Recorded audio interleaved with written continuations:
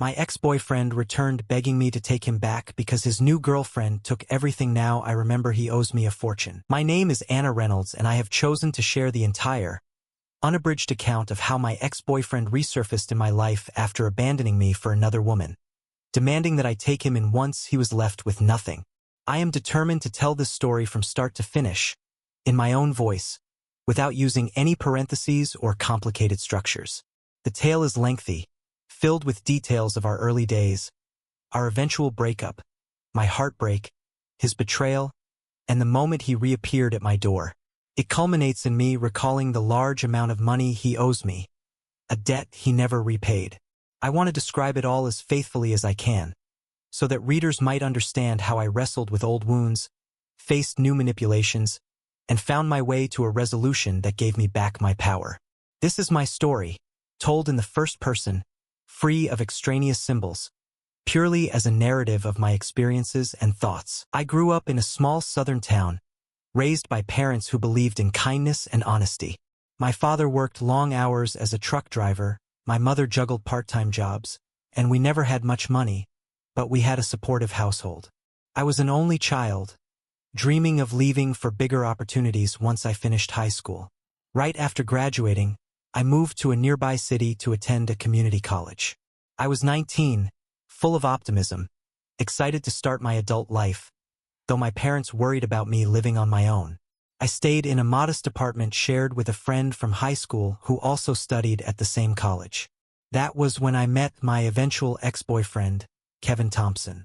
At the time, I had no idea that our relationship would end so painfully, or that he would reappear in my life years later demanding refuge. Kevin was 2 years older, attending the same community college for a while but mostly drifting. We crossed paths at an orientation event. I was sitting alone in a hallway, flipping through brochures, when Kevin introduced himself. He had a casual charm, an easy smile, and seemed genuinely curious about me. We talked about our majors. I was focusing on marketing, while Kevin said he was still undecided. He liked drawing, said he might pursue graphic design, but admitted he had no firm plans. Over the next few weeks, we kept running into each other around campus, eventually going to coffee. I found him easy to talk to, a bit directionless but sweet. He told me he grew up in a rougher neighborhood, that he was used to scraping by. At first, I felt compassion. The more we hung out, the more I appreciated his sense of humor. He had a knack for turning everyday frustrations into amusing stories. Soon we started dating. We spent nights studying side by side in the library, then indulged in cheap diner meals. I recall how Kevin often joked about big dreams, imagining he would one day be wealthy, living on the coast. He rarely shared concrete steps to reach that dream, but I brushed that aside, content with the present. Around my 20th birthday, Kevin moved in with me and my roommate, though my roommate was not thrilled. So eventually Kevin and I found a small studio. That was how our life together began. A life of cheap rent, battered furniture, and a sense of romance that overcame the scuffs. I was in love, believing we had each other's backs. Kevin told me he adored me for my steady presence, my sincerity, that he had never felt so stable. He said once we finished college, we would build a better future. I was naive enough to believe it all wholeheartedly. As time passed, Kevin hopped between part-time jobs, never staying anywhere long. Meanwhile, I poured my energy into classes and a side hustle as a waitress. We occasionally fought about money, since we always seemed to run short. Yet Kevin had a disarming way of apologizing, telling me not to worry, that we would break out of the grind soon enough. I tried to trust him. By my final year at the community college, I had taken out a small loan to cover tuition. Kevin sometimes asked me to cover his share of rent when his paychecks were delayed. One day, he asked me if I could lend him a bit more for a new laptop, claiming he needed it to teach himself graphic design. I recall hesitating, but he assured me he would pay me back once he got a better job. Eager to support his ambition, I used some leftover loan funds to buy him a decent used laptop. He thanked me profusely, promising to repay me soon. At the time, I believed him. Kevin's dream of learning graphic design never materialized into a real job. He spent hours gaming or dabbling in random software, but rarely making progress. I started to feel the pinch financially, but I told myself love was more important than money. Eventually, I graduated, found an entry-level marketing position at a small firm, and took on more of our shared bills while Kevin kept bouncing between gigs. He told me he was grateful that we were a team. We argued occasionally, but he usually smoothed things over. Then an unexpected opportunity arose for me to move to a better-paying job, which required relocating to a bigger city about 2 hours away. Kevin insisted we move together, saying this was our chance to upgrade our lifestyle. So we went, me securing a small one-bedroom in the new city, while he said he would search for stable work. Over the next few months, I was consumed by my new job, which was demanding but paid better. Meanwhile, Kevin discovered a local scene of nightlife and started making new friends. He told me he was networking, that these people might help him find a creative position. But I'd come home from a grueling day only to see him gone, returning late from clubs or bars. I confronted him about it, feeling used. He reassured me that soon he would land a dream job. Everything would be fine. He always had a smooth line. My frustration grew, though, especially when the bills landed in my hands. I approached him about the money he owed me, not only for the laptop but for various times I'd covered his share of expenses. Kevin always shrugged, promising that once he scored the right job or got a windfall, he'd settle the debt. Then an incident occurred about a year into living in that city. Kevin told me he had found a friend who would let him invest in a small business, but needed some immediate cash. He asked if I could lend him a chunk from my savings. I said I had no such chunk, that I was barely saving anything. He pressed, saying this was a once-in-a-lifetime shot. I told him I refused, that he already owed me. This led to a huge argument. Kevin stormed out, leaving me worried. The next morning, I found him calmly drinking coffee, as if nothing happened. He apologized, said it was a fleeting idea. I was fed up, but parted ways for work, telling myself I'd endure. A couple of months later, everything unraveled. Kevin started acting secretive, receiving texts at odd hours. He told me it was a friend. My suspicions grew. One evening, he announced he was leaving. He packed a bag in front of me, said he had fallen in love with someone else, a woman named Sabrina, who had money and believed in his potential. I recall the shock, the sense of betrayal, my meltdown of tears as he walked out the door. He said we had grown stale, that I was too focused on work, not supporting his real ambitions. Then he left. I sat on the couch, stunned, remembering how I'd paid for so much. The next morning, I realized he had also taken the laptop I'd purchased for him, along with some items I'd paid for. In the days that followed, I found out from mutual acquaintances that Sabrina was older, wealthy, and had invited Kevin to move in with her. I was furious at how he'd used me and left me with the rent. I remembered the money he still owed, but decided he was gone, so I'd never see a cent. That heartbreak weighed on me for months. I cried at night, feeling foolish for trusting him. My family consoled me, telling me I'd find someone better. Meanwhile, I tried to push forward, focusing on my marketing job, building a new life alone. Kevin vanished from my circle, presumably living it up with Sabrina. My rage gradually dulled to a resigned acceptance that I'd been scammed emotionally and financially. As a year passed, I stabilized. I found a nicer apartment for myself, made new friends, realized I could stand on my own. Another year went by. Occasionally, I heard rumors that Kevin was traveling with Sabrina. Then I learned from a friend that Sabrina was some businesswoman with properties. I seldom gave Kevin a second thought, though sometimes I'd recall how he owed me that money for the laptop and rent. I let it go, believing I'd never recoup it. I moved on. I even dated a bit. Life was not perfect, but it was no longer overshadowed by Kevin's manipulations. Then, about 2.5 years after Kevin left me, out of nowhere, he reappeared. It happened on a rainy Tuesday. I was coming home from work, juggling groceries, when I saw a figure sitting by my apartment door. At first, I did not recognize him in the dim lighting. Then he stood, removing his hood, and I realized it was Kevin. My stomach lurched. He gave me a weak smile, said hi, asked if we could talk. Shocked, I told him no, but he pleaded. Against my better judgment, I let him inside the building, guiding him to the corridor so neighbors wouldn't overhear. I demanded an explanation. He told me he had nowhere else to go, that Sabrina had kicked him out, taken his things, frozen him out of all finances. He was left with no money or place to stay. He recalled I was always caring, so he came to me.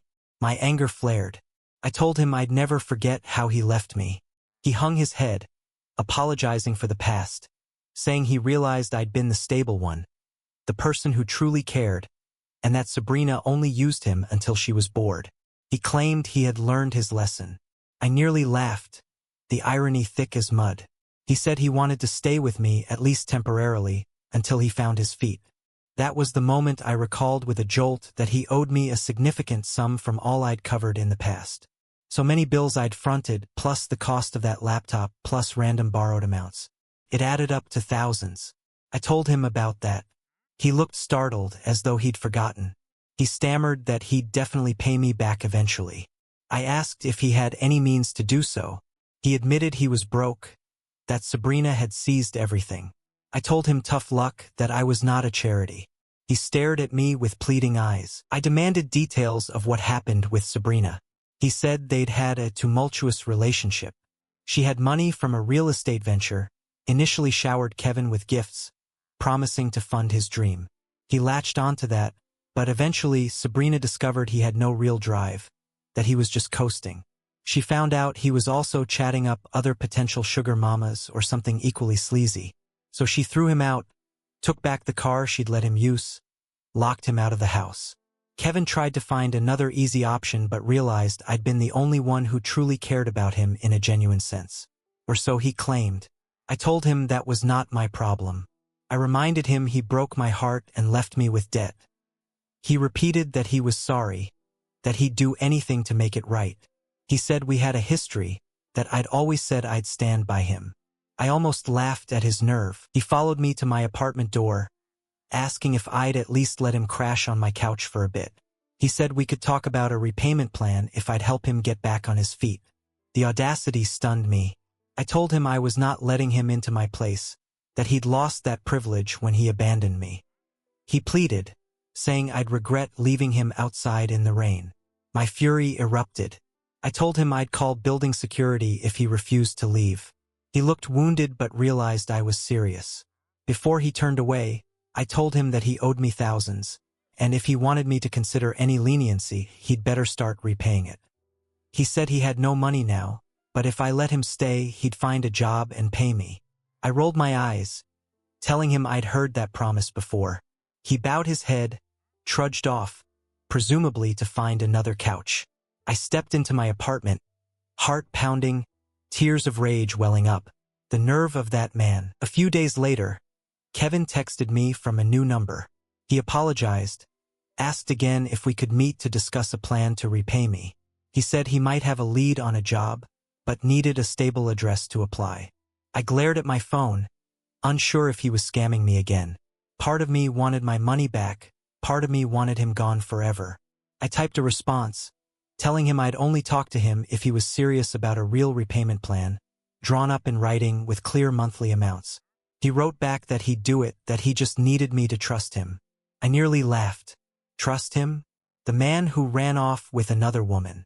But I was also frustrated, wanting to reclaim that money he owed. So I agreed to meet him at a public cafe. I arrived at the cafe early, heart pounding, half convinced he might not show. But he arrived, looking disheveled, worn down, not at all the carefree guy I remembered. We sat at a corner table. He tried to order coffee, realized he had no money, so I told him I'd pay for a cup. He thanked me sheepishly. Then we got down to business. I told him I'd itemized everything. The laptop cost, the months of rent I covered, plus random amounts I'd lent him. The total was just over $3,000. He nodded, said that was fair, though he had no funds at the moment. He proposed living with me so he could search for a job, letting him build up enough to pay me back. I refused. I said I'd never let him move back in after what he did. He pleaded, said I'd get my money faster if he had a place to stay. I told him to figure out another arrangement. I said I'd accept monthly payments once he had an income. He frowned, saying that might take forever. I shrugged, telling him that was not my problem. He tried a different tack. reminding me of our old bond, the times we laughed. I scowled, telling him that was irrelevant, that he forfeited that bond. He changed the subject, saying Sabrina left him with nothing, that she even took the phone. I said I'd get my money however I could. If he refused, I'd consider small claims court. He balked, insisted he'd pay if I gave him time. I repeated no to letting him stay with me. We parted with no final solution, but at least he admitted the debt in writing via a note on a napkin, which I forced him to sign. It was not legally airtight, but better than nothing. I told him I'd be in touch. He walked away, shoulders slumped, presumably to find somewhere to crash. I felt a mixture of triumph and sadness. My once beloved partner was now a pathetic figure, asking me for help. But I did not forget the betrayal. I only wanted my money. Over the next few weeks, Kevin sent me a few texts about possible job leads. He said he was staying at a cheap motel or couch surfing with acquaintances. He assured me once he started earning, he'd send me monthly checks. I was skeptical but said I'd wait. Then a month passed with no update, until he texted me that he had found a job at a warehouse and would start paying me soon. Another month crawled by, no payment. I confronted him via text. He said the job fell through. More empty excuses. My frustration mounted. Then he dropped off the radar again. A friend told me they'd seen him around town with yet another woman, apparently latching onto a new sponsor. That hammered home that Kevin was not about to repay me unless forced. I decided I'd file in small claims court, using the note he wrote as partial evidence plus my old receipts for the laptop. The process was a hassle, but I was determined. I served him at the address I'd gleaned from his texts, presumably the motel or a friend's place. He responded with upset messages, telling me not to push him into a corner. I told him I'd do whatever it took to get my money. He claimed I'd ruin his life. I retorted that he should have thought of that before running away with Sabrina. The day of the small claims hearing arrived. Kevin showed up in wrinkled clothes, looking harried. I presented my evidence, including statements about how I'd covered his share of rent, the documented cost of the laptop, and the note he signed acknowledging the debt. Kevin tried to claim I'd given him these amounts as gifts, but the judge was unimpressed, seeing that I'd demanded repayment at the time. In the end, the court ruled that Kevin owed me a specific sum. The judge set a schedule for repayment. Kevin left the courtroom glaring at me. I felt triumphant but emotionally drained. Later, Kevin texted me that I'd made an enemy of him, that I'd regret humiliating him in court. I blocked him. The best outcome for me was to walk away with a legal claim that might help me recoup some funds eventually. For a few months, Kevin tried to dodge payments. I had to file additional notices, eventually garnishing a portion of any wages he might earn. He never kept a stable job, so collecting was slow. But I took comfort that I'd at least forced him to face consequences. Over time, small amounts trickled in. I saw no reason to pity him. He had chosen to betray me, vanish with Sabrina, then come begging when she kicked him out. I did not owe him any more kindness. Meanwhile, I moved forward with my life, building my marketing career, dating new people, forging a happier existence without Kevin's emotional burdens. My family was proud that I had stood up for myself. My friends teased me that I'd outsmarted him at last. Deep down, I still felt a pang that I'd wasted years on him, but that pang lessened as I saw him for who he truly was. I heard Kevin had latched onto someone else, repeating the cycle. The difference now was I had a legal path to keep collecting payments. Eventually, I recouped a decent portion, not the entire sum but enough to feel validated. I discovered a strength in myself I had not known. Reflecting on the entire saga, I realized I'd grown from naive girlfriend to determined woman who would not be manipulated again. I wrote down my experiences in a journal, wanting to remember the lessons. I was grateful I'd refused Kevin when he demanded a place to stay that rainy night. Grateful I had the sense to bring him to court. If I'd let him in, I'd likely have lost more money or endured more heartbreak. Instead, I ended up with partial repayment and closure. I remain in that city, living in a small but cozy apartment, continuing my career in marketing with a new firm that pays well. I have a wonderful circle of friends. I sometimes glance at the garnishment statements that show me Kevin's meager payments from one random gig to another. is a reminder of how he's still scrambling through life. I've long since moved on emotionally. Some might ask if I regret the entire relationship. Part of me does, but I also see that it taught me resilience. My ex-boyfriend reappeared with demands that I'd rescue him after he left me for another woman. But I refused. And in the process, I remembered the large sum he owed me, which I eventually forced him to start paying. Telling this story from beginning to end, I see it as a testament to how we can stand up for ourselves, even if we once loved and trusted someone who let us down. I share it in hopes that others might see cautionary signs. If your ex returns claiming woe, do not forget the debt or the pain they caused. You have every right to enforce boundaries, to defend your finances, and to keep your heart safe from further harm. That is my story, in all its length and detail, recounted from my point of view, as the one who overcame the betrayal and found the strength to reclaim at least some of what was rightfully mine.